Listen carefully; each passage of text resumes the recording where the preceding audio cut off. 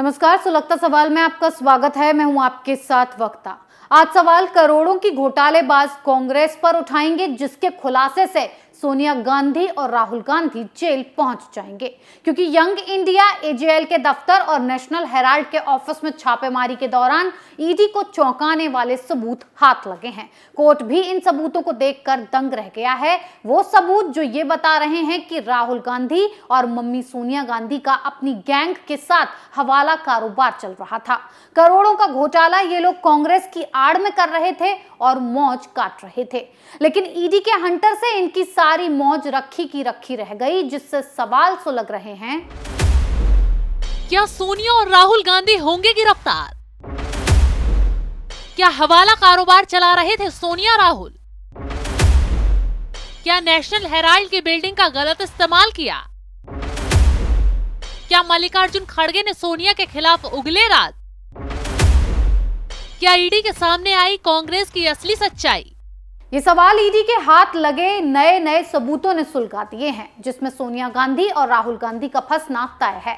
National Herald case में ED को इससे जुड़ी संस्थाओं के बीच हवाला लेन देन के सबूत मिले हैं। ईडी सूत्रों के मुताबिक यंग इंडिया परिसर की तलाशी पूरी करने के बाद ईडी नेशनल हेराल्ड मामले में बड़ी कार्रवाई कर सकती है, क्योंकि तलाशी के दौरान जांच एजेंसी ने यंग इंडिया लिमिटेड दफ्तर से दस्तावेजी सबूत बरामद किए, जो मुंबई और कोलकाता के हवाला ऑपरेटर से हवाला लेन देन को दिखाते हैं। यानी बड़े लेवल पर काले धन की हेराफेरी। ईडी सूत्रों का यह भी कहना है कि अब जांच एजेंसी राहुल गांधी और सोनिया गांधी के बयानों की दोबारा जांच कर रही है। ईडी सोनिया गांधी और राहुल के उस दावे से सहमत नहीं है कि एजेएल और यंग इंडियन के संबंध में सभी वित्तीय निर्णय मोतीलाल वोरा ने लिए थे।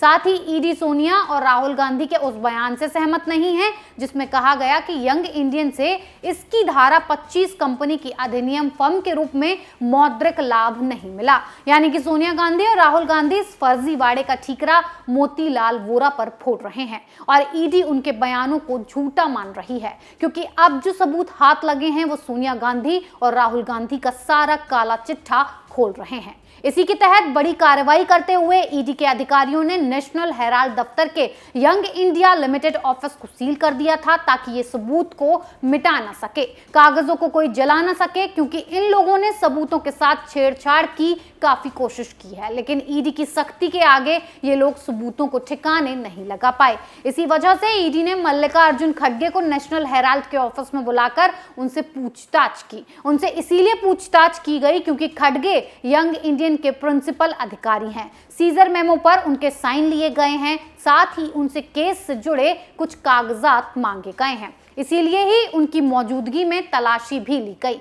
सोनिया गांधी राहुल गांधी से लंबी पूछताछ के बाद इस केस के जुड़े कांग्रेस के बाकी नेताओं के बयान भी दर्ज किए जा रहे हैं। कहा जा रहा है कि सबके बयानों में कोई न कोई झोल दिखाई दे रहा है, इसीलिए ईडी और सख्त हो गई है। नेशनल हेराल्ड हाउस में फिर से तलाशी ले रही है। इसी दौरान जांच एजेंसी को हवाला लिंक के सबूत भी मिले हैं। अब कांग्रेस आलाकमान की पोल खुल रही है। नेता परेशान हो गए हैं, इसीलिए सड़कों पर कार्यकर्ताओं को उतारकर विरोध शुरू करवा दिया है। ईडी के खिलाफ कांग्रेस छाती पीट रही है। सबूत मिलने के बाद भी केस को झूठा बता रहे हैं। दूसरी तरफ कांग्रेस नेता राहुल गांधी तंज कसते हुए कह रहे हैं कि ईडी के जरिए नेशनल हेराल्ड की जांच डराने वाली रणनीति का हिस्सा है। लेकिन हम डरने वाले नहीं हैं। हैरानी तो हो रही है राहुल गांधी के ऐसे बयानों पर, जो कांग्रेस खुद बवाल कर ईडी को डराने की कोशिश में लगी है, ताकि उनके काले चिट्ठे न खुल पाएं। वो उल्टा आरोप ईडी पर लगा रही है। राहुल गांधी ही नहीं, कांग्रेस के तमाम नेता इस तरह के आरोप लगाने के काम में जुटे हुए हैं। अब आपको नेशनल हेराल्ड केस क्या है और कैसे इस फर्जीवाड़े को अंजाम तक पहुंचाया गया, इसके बारे में खुलकर बताते हैं। दरअसल नेशनल हेराल्ड केस का मामला सबसे पहले बीजेपी नेता सुब्रमण्यम स्वामी ने 2012 में उठाया था।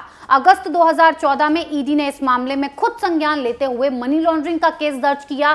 केस में सोनिया गांधी, राहुल गांधी और कांग्रेस के ही मोतीलाल वोरा, ऑस्कर फर्नांडीज, सैम पित्रोदा और सुमन दुबे को आरोपी बनाया गया था। दरअसल नेशनल हेराल्ड समाचार पत्र आजादी के पहले का अखबार है। इस अखबार की शुरुआत देश के पहले प्रधानमंत्री जवाहरलाल नेहरू ने 1938 में की थी। नेशनल हेराल्ड का प्रकाशन एजेएल नाम की कंपनी करती थी। इस कंपनी की स्थापना 1937 में की गई थी और नेहरू के अलावा 5000 स्वतंत्रता सेनानी इसके शेयर होल्डर्स थे।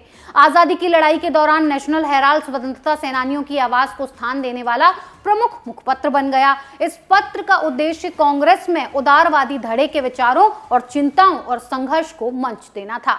नेहरू इस अखबार में संपादकीय लिखते थे और ब्रिटिश सरकार की नीतियों की कड़ी समीक्षा और आलोचना करते थे। अंग्रेजी सत्ता को अखबार का ये तेवर चुभने लगा। आखिरकार 1942 में अंग्रेजों ने इस समाचार पत्र को प्रतिबंधित कर दिया। 1945 में इस अखबार को फिर से शुरू किया गया। 1947 में भारत को स्वतंत्रता मिली। नेहरू देश के प्रधानमंत्री बने और उन्होंने अखबार के बोर्ड के अध्यक्ष के रूप में इस्तीफा दे दिया। लेकिन अखबार का प्रकाशन जारी रहा और कई नामी पत्रकार इसके संपादक बने। यह अखबार कांग्रेस की नीतियों के प्रचार प्रसार का मुखर जरिया बना रहा। इस बीच 1962 से 63 के बीच में कुछ एकड़ जमीन दिल्ली मथुरा रोड पर 5A बहादुर शाह जफर मार्ग पर एजेएल को दी गई। 10 जनवरी 1967 को प्रेस चलाने के लिए भवन निर्माण के लिए भूमि और विकास कार्यालय के जरिए एजेएल के पक्ष में स्थायी लीज डीड बनवाई गई। इसमें कहा गया कि बिल्डिंग का और कोई इस्तेमाल नहीं होगा। साल 2008 में कांग्रेस की अगुवाई में जब यूपीए सत्ता में थी तो अखबार का प्रकाशन एक बार फिर बंद कर दिया गया। वजह बताया गया कि कंपनी वित्तीय घाटे में है और अखबार संचालन के खर्चे नहीं उठा पा रही है। 2010 में इस कंपनी के 1057 शेयर होल्डर्स थे। 2011 में घाटे में चल रही इस कंपनी के होल्डिंग यंग इंडिया लिमिटेड को ट्रांसफर कर दिए गए। YAL एक कंपनी है। इसकी शुरुआत साल 2010 में हुई। राहुल गांधी तब उस समय कांग्रेस के महासचिव थे और वहीं इस कंपनी के डायरेक्टर भी बने थे। इस कंपनी की स्थापना 5 लाख रुपए से की गई थी। इस कंपनी का 38% शेयर राहुल गांधी के पास, 38% शेयर उनकी मां सोनिया गांधी के पास थे। बाकी के 24% शेयर कांग्रेस नेता मोतीलाल वोरा, ऑस्कर फर्नांडीज, पत्रकार सुमन दुबे और कांग्रेस नेता सैम पित्रोदा के पास थे। मोतीलाल वोरा और ऑस्कर फर्नांडीज का निधन हो चुका है।